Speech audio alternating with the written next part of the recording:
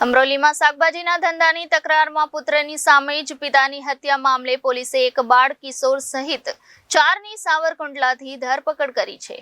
આરોપીઓ શાકભાજીના વેપારી ઉપર ધંધાની અદાવત રાખીને તલવાર અને ચપ્પુથી હુમલો કર્યો હતો, જેમાં વેપારીના પિતાનું મોત થયું હતું, જ્યારે તેના ઈજાગ્રસ્ત ભાઈને ખાનગી હોસ્પિટલમાં ખસેડવામાં આવ્યો હતો। જે મામલે અમરોલી પોલીસે અલ્પેશ ભૂપત ઓગણિયા, ભૂપત ગગજી, અનિલ અને ગુડ્ડુ સામે હત્યાનો ગુનો નોંધ્યો હતો। અમરોલી પોલીસ સ્ટેશનમાં ગઈ 6 તારીખે કોસાડાવાસમાં એક હત્યાનો બનાવ બનેલો હતો।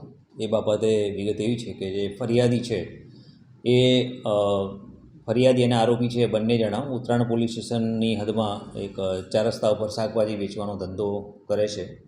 એમાં આરોપી છે જે કાયમી જે જગ્યા પર ધંધો કરતો હશે એની બાજુમાં ફરિયાદીએ પોતાનું શાકભાજી વેચવા માટે ગયા હતા। તો એ બાબતે આરોપીએ એવું કહ્યું હતું કે એમને ત્યાં આગળ આવવું નહીં અને ત્યાં બેસીને ધંધો કરવો નહીં। એ બાબતે એમને બોલાચાલી થઈ હતી।